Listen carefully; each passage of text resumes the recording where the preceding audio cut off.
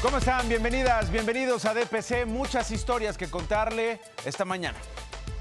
No eran restos humanos. Lo encontrado hasta ahora en el presunto crematorio clandestino no corresponde a víctimas humanas. La tarde de ayer, madres buscadoras acudieron a la zona en los límites de Iztapalapa y Tláhuac para dar con algún indicio de sus familiares.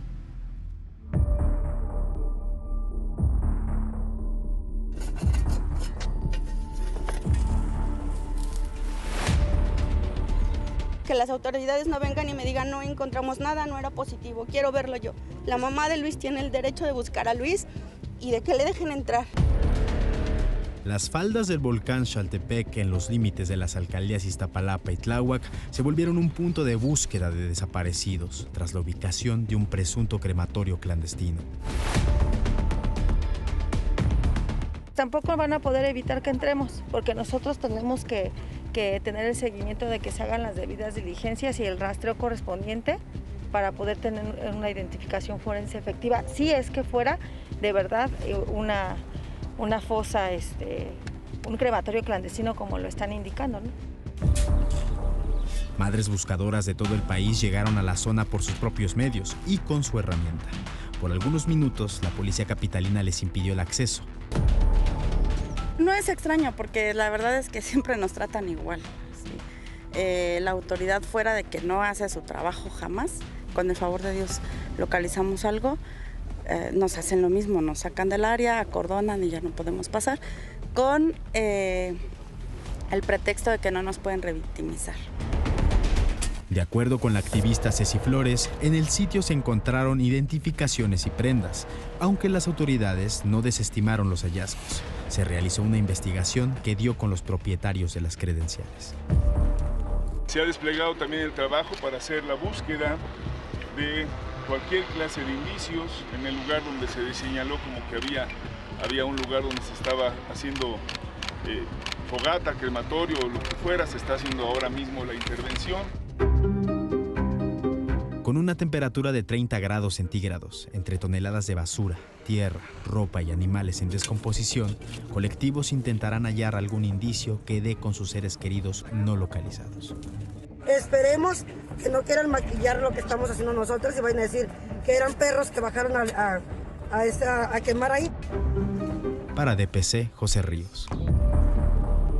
¿Dónde se encuentra este supuesto crematorio? Está en las faldas del volcán Xaltepec, en Iztapalapa. La zona natural es compartida entre la alcaldía Tláhuac y la propia Iztapalapa. La avenida principal del lugar es Camino Real de Zapotitlán, la cual cruza ambas demarcaciones. Cerca hay dos zonas de esparcimiento, Pilares García Lorca, Zapotitla y el Deportivo Valles. Horas después, el encargado del despacho de la Fiscalía General de Justicia de la Ciudad de México, y digo horas después de que comenzaran estas búsquedas en esta jornada del día de ayer, Ulises Lara, afirmó que en el lugar no hay un crematorio ni se habla de una fosa clandestina. Comunicó los resultados de los primeros dictámenes antropológicos realizados a los restos localizados. Los 14 elementos óseos encontrados en el lugar señalado como de origen son de origen animal, particularmente de la especie canina, y ninguno de ellos corresponde a persona alguna. Nuestro personal pericial analizó diversas muestras de cenizas, las cuales corresponden a restos de animales y a diversos materiales como plásticos, llantas y basura, por citar algunos. En tanto, el secretario de Seguridad Ciudadana capitalina, Pablo Vázquez Camacho, que por cierto estuvo ayer también personalmente reaccionando de inmediato ante lo que transcurría en el punto, agregó que desde el 2022 se han realizado labores de búsqueda en la zona. La primera ocasión ocurrió el 7 de noviembre de 2022. Se revisaron 3 hectáreas de zona agreste y se realizaron 3 rastreos con un binomio canino. La segunda ocasión fue el 28 de diciembre de 2022 en los terrenos aledaños a las minas. Se realizaron pozos de búsqueda, así como una búsqueda con georradar, finalizando con resultados negativos. Mientras que el 19 de abril de 2024 se localizó basura y cascajo, no observando algún indicio que pudiera llevar a la localización de restos de alguna persona. Ahí quedó claro, hasta ahora no se han documentado restos humanos en la zona. no se han localizado restos humanos en la zona. La presidenta fundadora de Madres Buscadoras de Sonora, Ceci Flores, fijó su postura ante este anuncio. A través de su cuenta de X aseveró que no necesitan que estudien los huesos de los perros, gatos y lagartijas atoradas en el barranco, sino que se analicen las cenizas, y sostuvo que se encontró un crematorio clandestino. Ella insiste en este señalamiento. Hubo muchas críticas por parte de colegas periodistas, por parte de funcionarios incluso. ¿Cómo se atrevieron a asegurar que era un crematorio? ¡Qué imprudentes! ¡Qué volada! ¡Qué exageración! ¡Qué irresponsabilidad! A ver, para empezar, en este país, a las madres buscadoras se les tiene que creer en una primera instancia. Llevan años en el viacrucis, que significa exigir que les ayuden a buscar a sus seres queridos, que las fiscalías hagan algo, que los gobiernos no se hagan güeyes. Y encima les exigimos que para la próxima, antes de señalar un punto, antes de decir que es un crematorio, hay que pedirles que ellas mismas lleven su laboratorio, que estudien los restos y las cenizas, y si no corresponden a humanos, mejor se callen. Si señalaron un crematorio o un presunto crematorio y las autoridades verificaron que no lo es, que no hay restos humanos, pues ya está. Esa es su chamba, verificar. ¿Cuál es el problema? Todavía que ellas hacen el trabajo que el Estado no ha querido hacer, que no ha sido capaz de hacer, encontrar a los desaparecidos. Ahora les reclamamos imprudencia. Están más indignados muchos, porque una madre se precipita al señalar que hay un posible crematorio, que la indignación que causa tanta desaparición en México, tanta injusticia y tanta revictimización de las madres que buscan a los suyos. Aliviánense y mejor ayuden a encontrar. Sigan verificando lo que pueden ser restos humanos o no. No se pongan piquis. En el lugar, Ceci Flores dijo estar dispuesta a recibir apoyo de quien sea para seguir con la búsqueda de los desaparecidos, que es lo más importante. Nosotros no les debemos nada a los cárteles, por eso no les tenemos miedo, los respetamos. Yo sí les tengo mucho respeto porque sé la magnitud de lo que son capaces de llegar. Las palas nos las dolaron, no supimos quién. Pensamos porque alguien nos dijo, es un partido el que llegó. Mira, a nosotros si los sicarios llegan y nos dejan una camioneta y una herramienta, la vamos a recibir. Así de fácil. ¿Por qué me juzgan? Muy fuerte, ¿eh? En el lugar fue encontrada la identificación de una mujer, quien fue afortunadamente localizada con vida y a salvo en la colonia Valle de Avándaro, en Chalco, Estado de México. Buenos días, me encuentro bien el día de hoy. Mi nombre es Laura Angélica Granados Medina. No fui víctima de ningún delito. Hoy es día 1 de mayo del 2024. Le decía, también se ubicaron pertenencias de un menor de edad. Las autoridades corroboraron que tanto el niño como sus padres están bien. Soy la mamá de Álvaro, él está bien, se encuentra en buen estado y la libreta que encontraron fue por cuestiones de que ya no servían y tiramos muchas cosas a la basura por cambio de cuartos. ¿Te encuentras bien, hijo? Sí. ¿Fuiste víctima de algún delito? No. Ahí está la reacción de la Secretaría y lo que dieron a conocer, por supuesto, desde el gobierno de la Ciudad de México.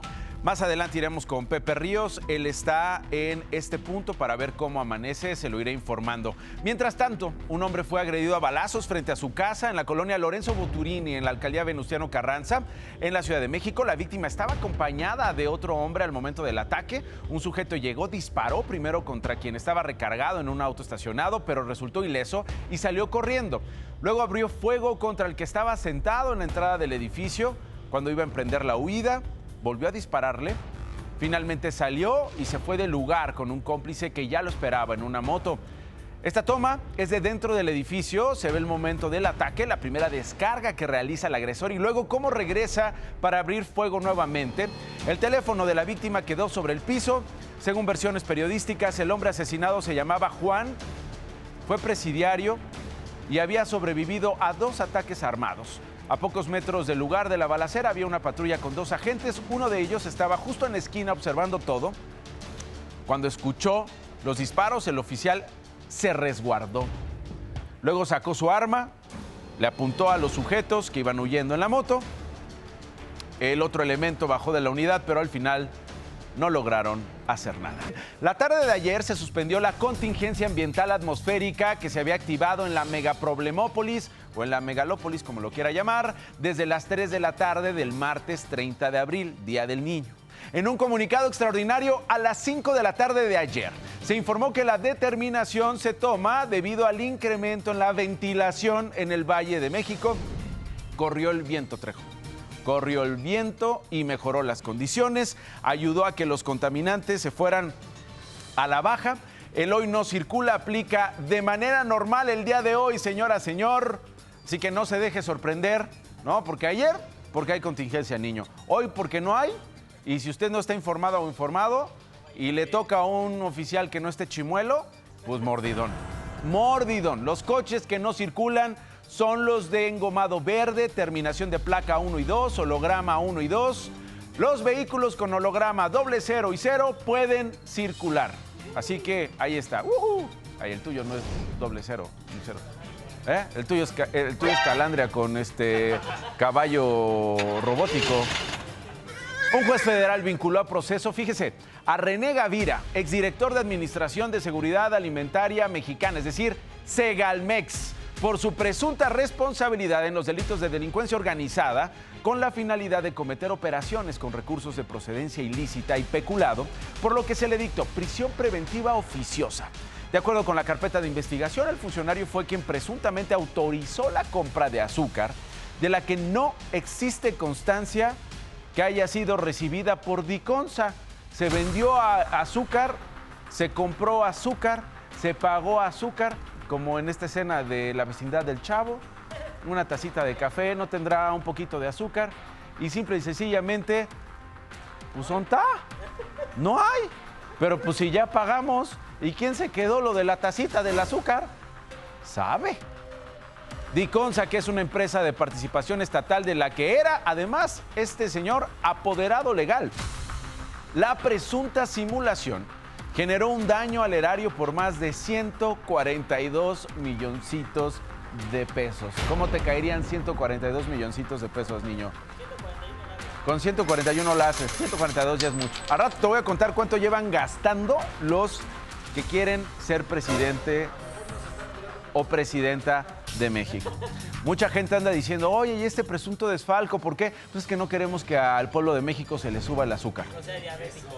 No queremos que al pueblo de México se le suba el azúcar. Somos capaces de desviar, o presuntamente desviar, mejor dicho, 142 millones de pesos.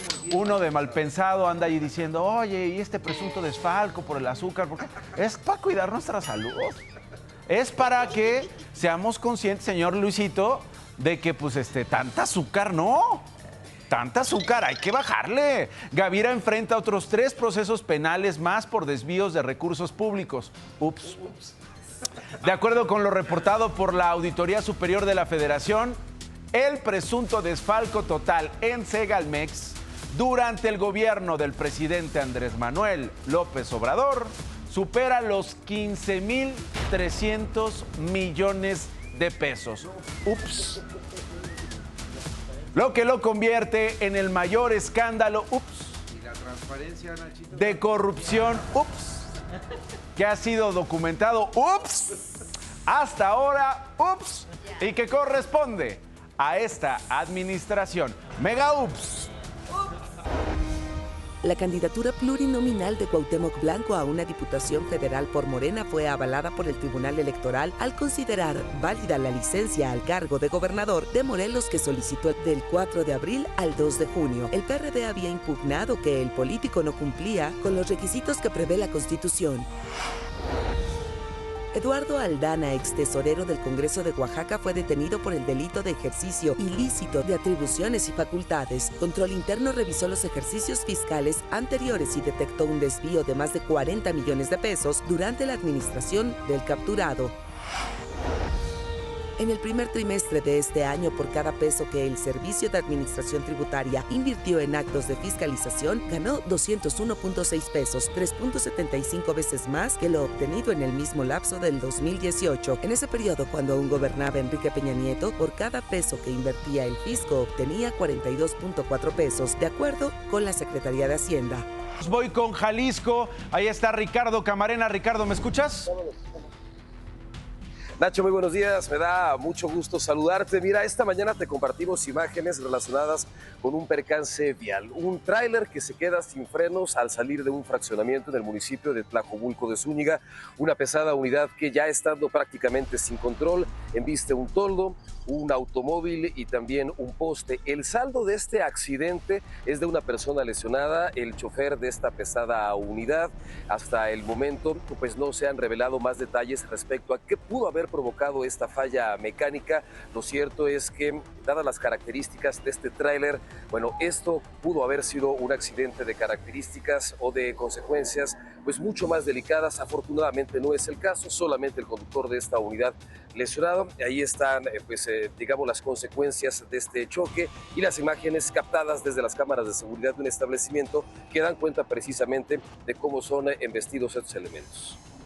Ayer le informé sobre la desaparición de Santiago Rodríguez Navarro y su esposa Emma Lucía Vandala Herrera en Poza Rica, Veracruz. El matrimonio fue visto por última vez el pasado 8 de abril luego de que salieran a mostrar su camioneta que tenían a la venta. Jorge Rodríguez Vandala, hijo de las víctimas, nos reveló en DPC más detalles sobre el caso de la desaparición de sus papás.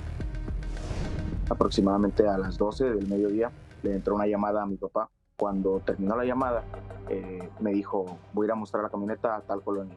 Hasta como a las 8 de la noche me percato que en el grupo de la familia, mi hermano, el más pequeño, preguntó por mis papás. El siguiente día ya es cuando me comunico con mis familiares y les platico la situación. Mi tía le vuelve a llamar a mi mamá y contesta. Y mi mamá le dijo que iban para Tuxpan. Pero en cuanto mi tío le pregunta por mi papá, a mi mamá se le quebró la voz. Y desde ese día no tenemos ninguna comunicación. Seguiremos en este caso. Pepe Ríos, ¿me escuchas?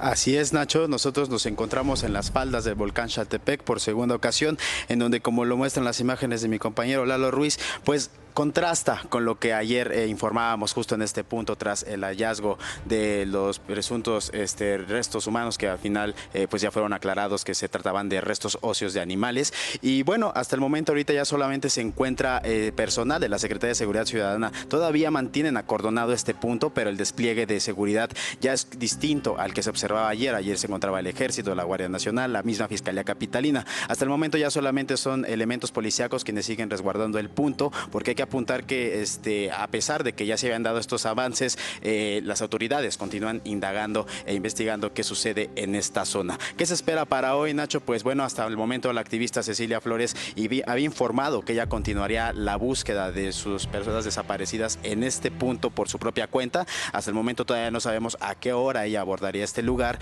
mientras que otros colectivos de búsqueda en la capital todavía no han notificado si ellas continuarían realizando estas labores de búsqueda. Ellas nos informaron que les dieron la oportunidad de continuar y tener el acompañamiento de seguir investigando los días que ellas quisieran. Sin embargo, pues hasta el momento ellas no nos han notificado si van a continuar por sus propios medios la búsqueda en este punto de la alcaldía Iztapalapa, Nacho. Muy bien, Pepe, seguimos pendientes. Un autobús de pasajeros proveniente de la Ciudad de México fue impactado por un tren de carga cuando intentó ganarle el paso en el municipio de Atitalaquia, en Hidalgo. Mire la escena. El percance dejó como saldo una persona fallecida, al menos 6 lesionados, quienes fueron trasladados a un hospital para recibir atención médica. Medios locales informaron que el chofer de la unidad se dio a la fuga. Marichó, frases que los extranjeros no entenderían cuando son frases mexicanas. Ah, cómo rechina la puerta. ¿Y eso qué significa? ¿Cómo? ¿De dónde es eso? Ok. Rodrigo. Achis, los mariachis. Frases mexicanas que los extranjeros no entenderían. Así es, tepecianos, por eso vamos a ver qué frases mexicanas los extranjeros no entenderían. Estás todo turuleco. Este primero, ¿pero qué significa? Sería como que estás como lastimado, chueco. ¿Qué pasotes por tu casa? ¿Qué pasote? Para la quesadilla. Ajá. Pues bebes pozolero. ¿Y qué significa?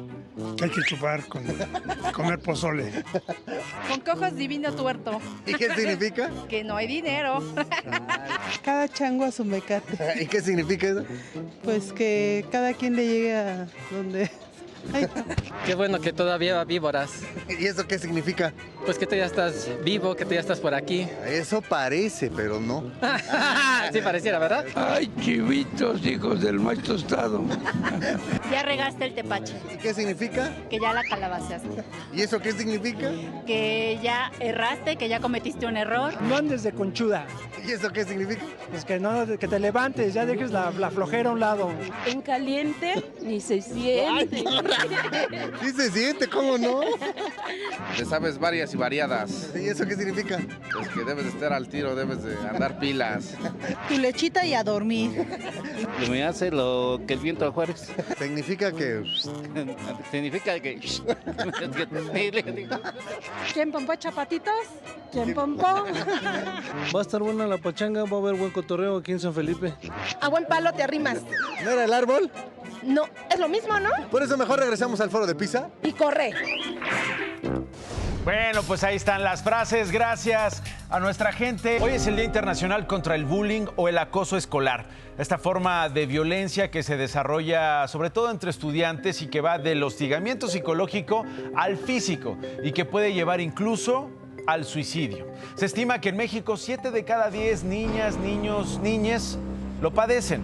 Especialistas aseguran que en la mayoría de los casos los agresores reproducen en las aulas los patrones de maltrato que los niños viven u observan en otros espacios, como el hogar, entre sus padres, familiares y vecinos. Miren esto. Cuando tú haces preguntas como estas de ¿tú te sientes segura en tu salón? ¿Tú te sientes que podrías decir un comentario, que podrías opinar? Cuando nos dicen que no, o sea, alerta. O a casos ya muy graves en donde, o sea, de verdad no quiera ir y se enferme o que vaya mucho a la enfermería en el colegio. Esas son señales como súper claras. El Instituto Mexicano del Seguro Social informó que a la fecha el organismo tiene registrado cerca de 23 millones de puestos de trabajo, de los cuales 86% son empleos permanentes y el resto eventuales. Detalló que al cierre de marzo pasado el salario base de cotización promedio de los puestos afiliados al IMSS alcanzó 577.20 pesos diarios, lo que representa un incremento nominal de aproximadamente el 10%, es decir, directo al salario, directo a lo que ganan quienes están en estos puestos, y un 6% anual de enero del 2019 al 2024. Llegamos este 1 de mayo con buenas noticias en materia de recuperación salarial, porque también se decía, y se terminó por confirmar que es falso, que cuando se aumenta el salario mínimo a los trabajadores, se generan presiones inflacionarias. Es el camino que debemos seguir porque los salarios mínimos aún no tienen el nivel que deberían tener. Bueno, eso con lo que tiene que ver con sueldos, con trabajos. Y hay otros trabajos que se llaman candidaturas presidenciales o aspiraciones a un cargo público. No se tiene que entregar necesariamente un CV, no se tiene que pasar una serie de evaluaciones para conseguir ese trabajo y luego tener ese empleo. No. Solo hay que ser candidato por las circunstancias que sean para aspirar a ese cargo público.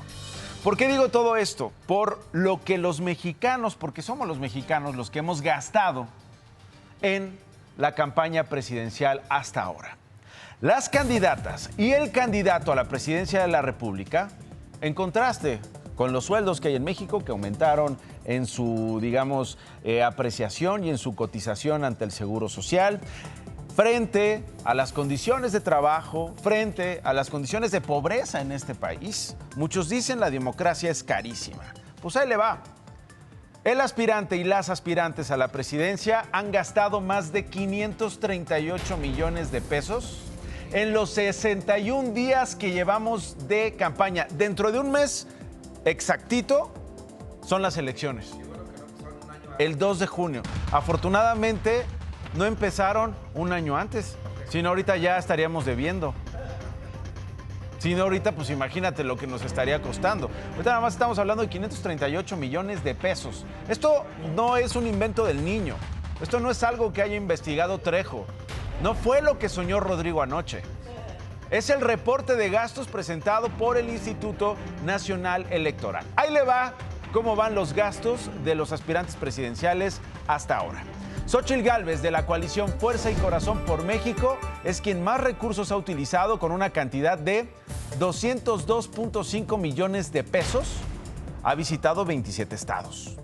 Le sigue la representante de Sigamos Haciendo Historia, Claudia Sheinbaum, con 193.8 millones de pesos. Ha visitado 29.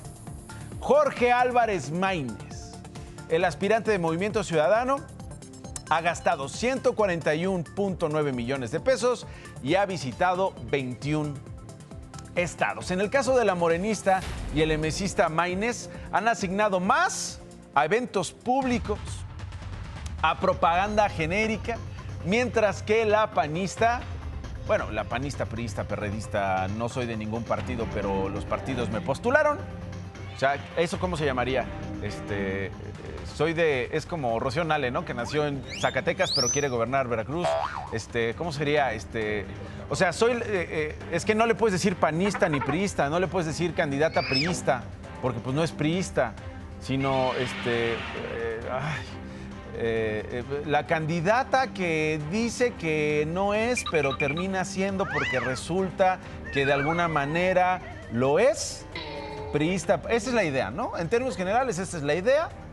Ha invertido más en redes sociales. Más en redes sociales. El tope de campaña es de 660.9 millonzotes de pesos. ¿Y en tu escuela, niño, cómo van los bebederos? ¿No hay? ¿Los baños? ¿Qué haríamos con los baños de las escuelas? Digo, solo los baños, ¿eh? No estoy hablando de butacas, de pizarrones, de computadoras, de mejores salarios para las maestras y los maestros, para el personal administrativo de las escuelas. No estoy hablando de mejorar el transporte para los estudiantes. No estoy hablando de los desayunos. Baños. ¿Cómo están los baños de tu escuela, niño? ¿Ahorita en qué vas? ¿En quinto? Ahorita va en quinto de primaria. ¿Ya cuántos años llevas en quinto de primaria? Sí. 14 años. Ya lleva 14 años en quinto de primaria. Y bien estudiado, ya se sabe de memoria los ciclos escolares, ya los libros de texto que van cambiando, ya los va dominando. Exacto. En 14 años que llevas estudiando el quinto de primaria, niño, ¿han mejorado los baños de tu escuela? Nada más pusieron una taza más. Nada más pusieron una taza más. ¿Esa taza era nueva o usada? No, era de segundo cachete. No se dice así, se dice de segundo uso. Bueno, de segundo uso. De segundo cachete, En otras cosas, la atención por las protestas universitarias en los Estados Unidos en apoyo a Palestina se centraron ya en la Universidad de California en Los Ángeles, como en otras partes del país. Durante la madrugada de hoy, cientos de policías con equipos antimotines irrumpieron violentamente en el campamento que mantenían los estudiantes, rompieron las barricadas que habían instalado, les rociaron gas pimienta y utilizaron cargas aturdidoras para someter a los manifestantes. En esta toma aérea se ve a los agentes de la Policía Estatal avanzar por el campus replegado, ya, digamos, hecho a un lado. Los propios estudiantes replegaron lo que habían montado, desmantelando además las tiendas de campaña, tal como usted lo está viendo en esta imagen. La prensa local estima que entre 300 y 500 manifestantes se habían atrincherado dentro del campamento, mientras que alrededor de 2,000 estaban apoyando afuera de las barricadas. Una vez más, hubo arrestos masivos. Sin precisar un número específico, se habla de decenas de jóvenes detenidos. Por cierto, el presidente de Colombia, Gustavo Petro, anunció ayer que su país rompió relaciones diplomáticas con Israel por sus acciones bélicas en la Franja de Gaza. El anuncio lo hizo desde la capital Bogotá ante miles de simpatizantes que se congregaron con motivo del Día del Trabajo. Colombia es el segundo país en el continente, en América, en terminar relaciones con Israel después de Bolivia, que lo hizo en noviembre pasado. Otros estados que han criticado las acciones israelitas son México, Chile, Honduras, Jordania, Bahrein, Turquía, entre otros. La decisión del mandatario colombiano fue celebrada por el movimiento de resistencia islámica Hamás, que la calificó de una victoria para los sacrificios de nuestro pueblo y su justa causa. Por tener un gobierno, por tener un presidente genocida. Creo que hoy la humanidad está de acuerdo con nosotros y nosotros con ella. No pueden llegar las épocas del genocidio, del exterminio de un pueblo entero ante nuestros ojos. Petro hablando de genocidio, tal como Israel lo hizo en la Corte Internacional de Justicia, acusando a Israel de conducta genocida. Por su parte, Israel Katz, ministro de Exteriores de ese país, de Israel, criticó la decisión de Petro, lo llamó antisemita y lleno de odio. A través de su cuenta de X aseguró que será recordado por la historia por ponerse del lado de los monstruos más despreciables conocidos por la humanidad, que quemaron bebés, asesinaron niños, violaron mujeres y secuestraron a civiles inocentes. Más noticias.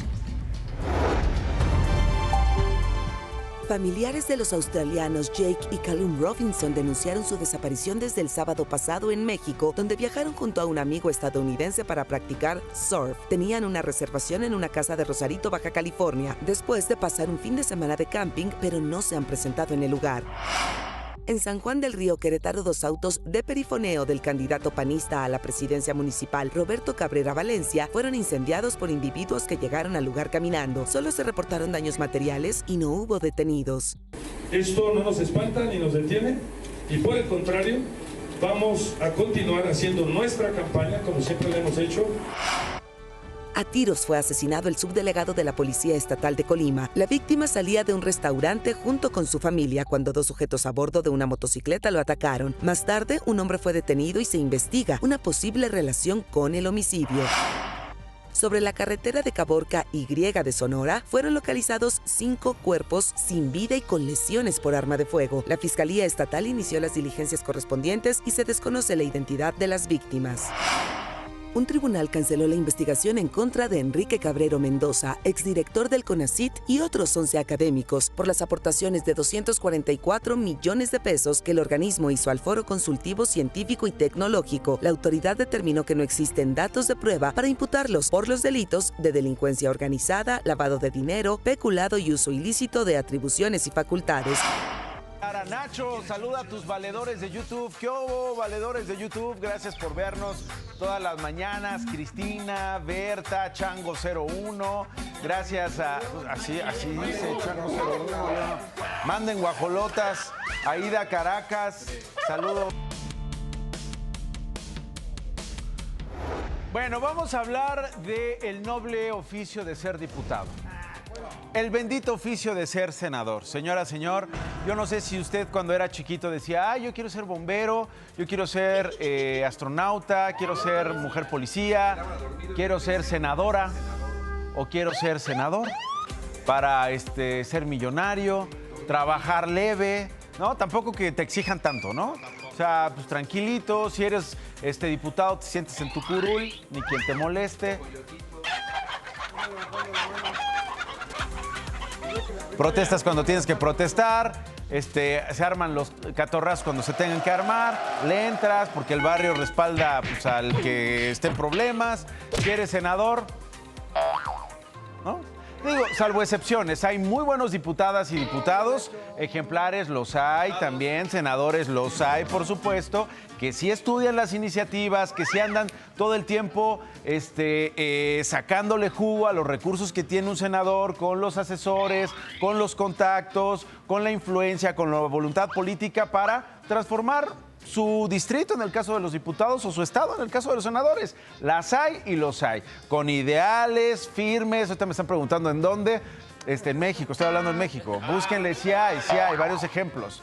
Diputados y senadores. Ahora, los hay también que en general pues quedan a deber. La productividad de los diputados y senadores, ¿qué creen? Se fue a la baja en los últimos 3 años.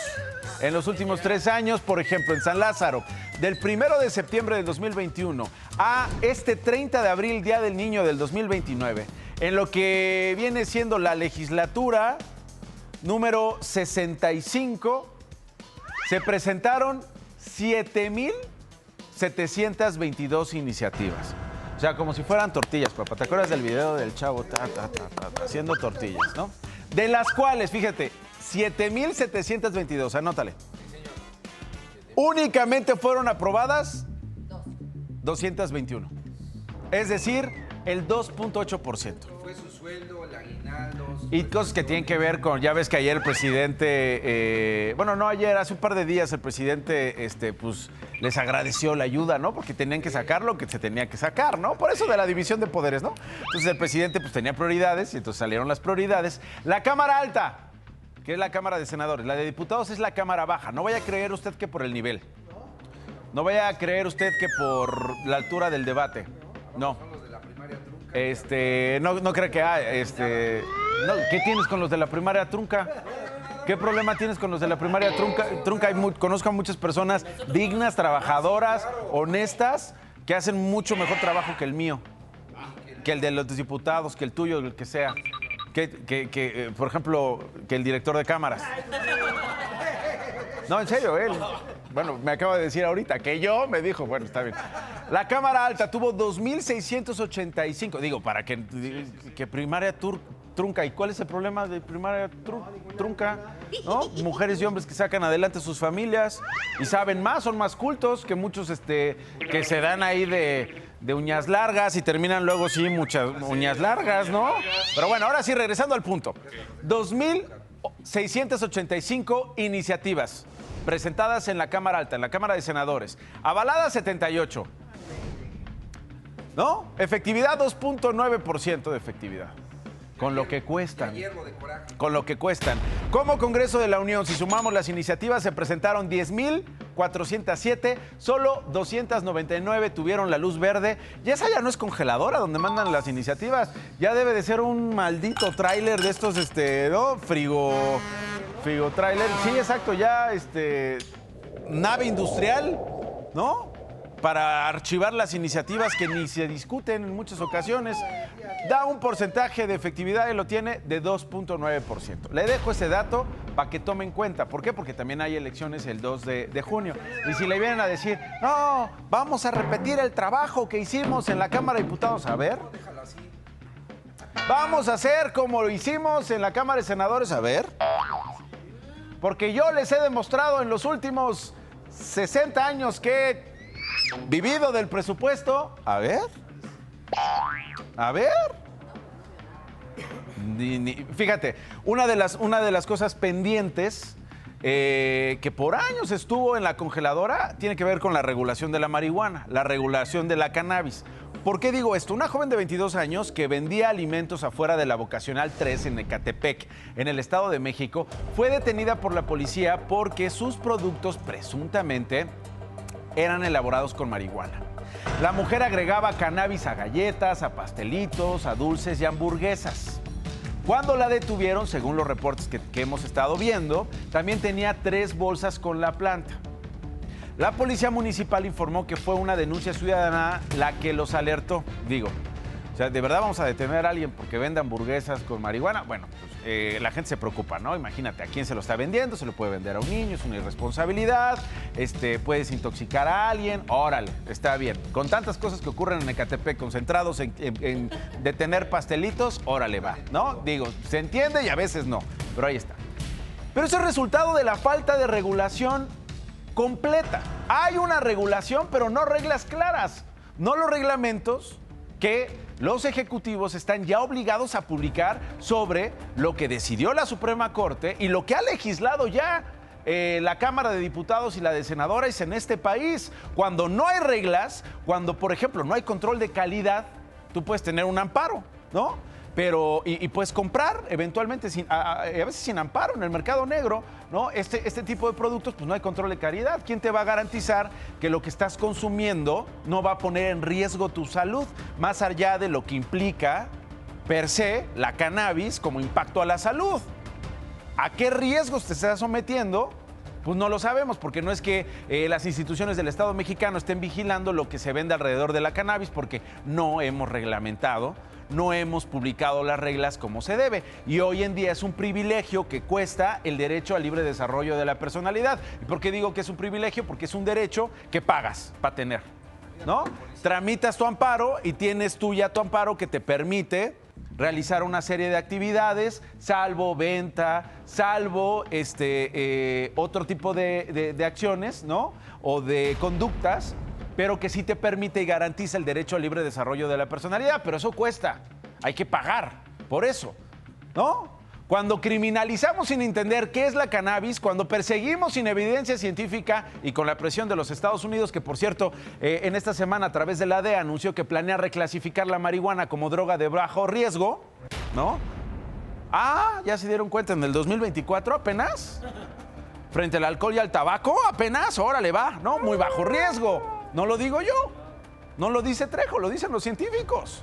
Pero parece que las investigaciones no importan tanto como la persecución de los usuarios. Vamos a detener a la de los pastelitos y a la de las hamburguesas. Oigan, ¿y si mejor ponemos reglas claras?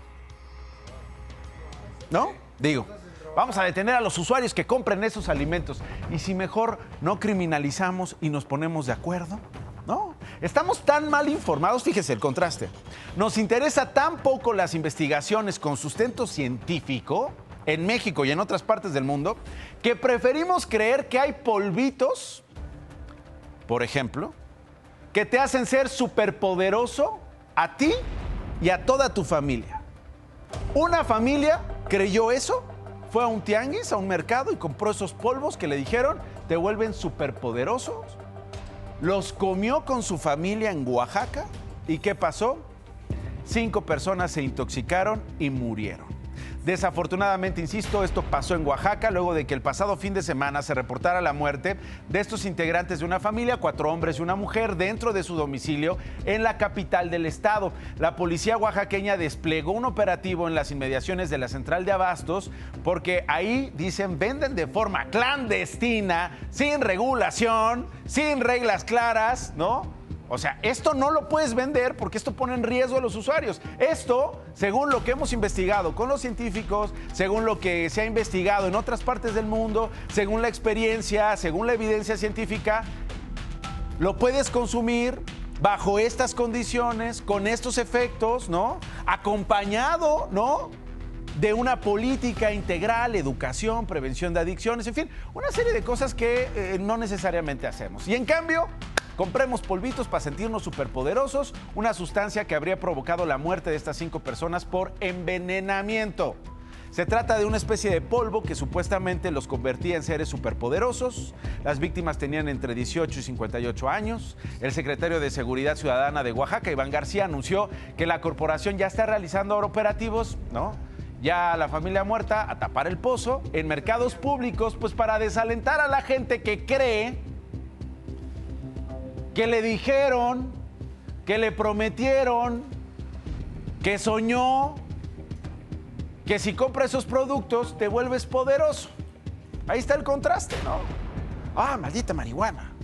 No nos metamos en eso. La marihuana no la toquen. Ahí, criminal, monstruo. Pero ya sabes de los polvitos que te hacen superpoderoso, así somos, ¿eh? Tremendos. 9:15. Banco Multiva presenta.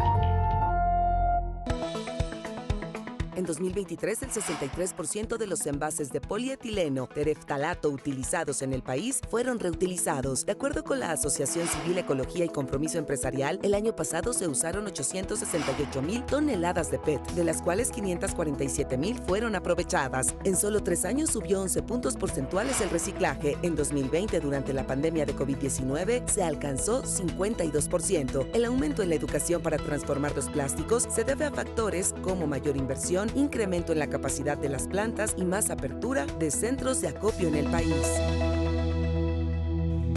Banco Multiva presentó. Oigan, vamos a contarles más historias. Hubo un asalto en la Ciudad de México. Imagínate, captaron a las ratas robando el faro de una camioneta de lujo. Vamos a ir a Chile. Para que vayas buscando un lugar, Rodrigo, y puedas ver el video que te voy a presentar. Un mago al que se le cae el escenario.